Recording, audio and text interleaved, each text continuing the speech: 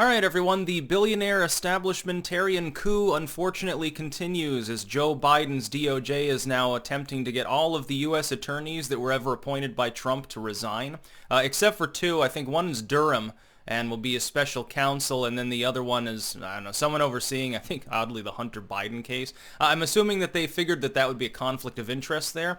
This points to the fact that the establishment now has pulled back the curtain even more. And basically the insinuation is the judiciary is going to become nothing more than an arm of the executive branch, which means that you can expect a lot of political persecution of people in especially the upper echelons, maybe alt media figures, certainly alt tech come to mind, and probably celebrities, banksters, and so forth if they step out of line.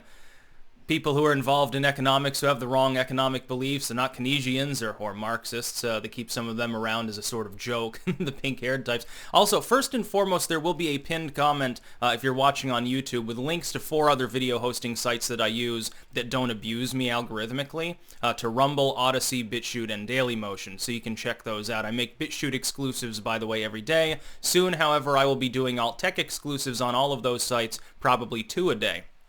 So anyway, this is extremely worrisome. The idea, I guess, is that because of the Democrats' incompetence and Mitch McConnell's finesse, especially through the first couple years, I mean the last 2 years of Trump's administration, Trump had managed to appoint a hell of a lot of like federal judges and shit like that.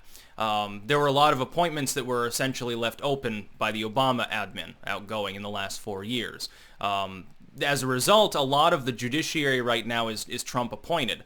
This is an attempt to get, and I doubt that it'll stop with this. I think that the Beijing Biden admin will ask federal judges and so forth to step aside too. The insinuation is Donald Trump evil, Donald Trump did a bad thing, insurrection, therefore you are illegitimately appointed. Essentially, it is a continuation of the Trump derangement syndrome of the 2016 election, in which they said that that election was illegitimate.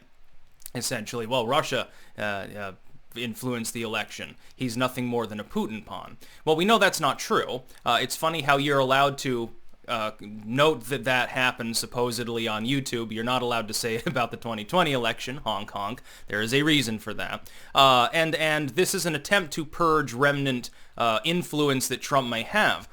But I think it's worse than that. I think that it points to the fact that you're going to go back to like what you had with Lois Lerner and the scandal then where progressive and conservative groups were targeted by the IRS, illegally, by the way.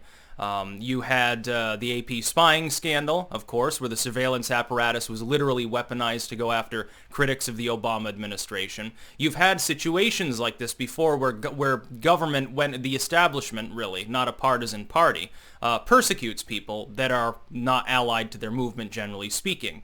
Under Trump, you didn't really have this. He didn't seem to see any particular reason to do this, but it's been happening for a long time. The Bush administration was embroiled in similar things. There were all sorts of spooky scandals going on then. And it's very worrisome when the prosecutorial arm of the entire judiciary is going to be more or less, I guess, wiped clean for purely partisan reasons. The idea that Trump attempted to incite an insurrection is completely wrong. But it can be used as a justification to essentially try to get people to stand aside and say nothing while a political party, which is the Democratic Party, effectively is now attempting to subvert the balance of power in the country and subjugate the judiciary entirely. This isn't. We even have people still talking about, well, yeah, maybe we need to expand the Supreme Court. Again, you're ruining the broad underpinning of which the judiciary was initially comprised. Initially, the whole point of it was to be more reserved, solemn, and aloof with regards to politics. We frowned upon the concept that politics and prosecution would mix. Now, of course, that's a utopian goal that was never really achieved. We know that. There's a lot of carpetbagging and shit, and kickbacks and stuff, and blackmail. This happens anyway. But now they've taken it for the first time with this particular move, Biden's DOJ, from the realm of it exists, but we don't talk about it, and we try to at least be kind of restrained in our partisanship with regards to these things, to saying, well, to throwing open the door and saying, yeah, we're just going to weaponize the U.S. district attorney's offices directly through the DOJ. We're going to go back to the Lois Lerner days. We're going to go back to, what's her name, the head of the DOJ, Eric Holder, and people like that. And so you're going to see a weaponization of this. It will probably be used in the sense of, they want more red flag laws. They want to persecute like Trump supporters whenever possible and make an example of those evil populists. They're going to try to use differential enforcement, presumably to put a bunch of them in prison. That's probably what will happen. You get all these people that were present at the Capitol.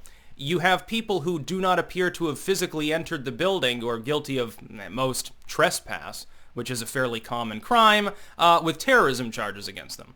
Well, they're weaponizing the judiciary for a reason. Nobody should be in support of this. I see round applause on the twattersphere left-wing echo chamber. You got to be kidding me. Do you realize how atrociously, terribly wrong this is, number one, and how spooky it is, number two? Imagine if Trump had done this. If he had said, well, I want all U.S. attorney generals who served under like Obama, I want you gone, bye. He would have been called dictatorial. It would have been called fascistic. He never did that, but you literally have Joe Biden doing it, and it somehow passes the smell test for the same people who were worried Trump was a dictator because of mean tweets. It's total double standard, total hypocrisy. That's about all. Peace out.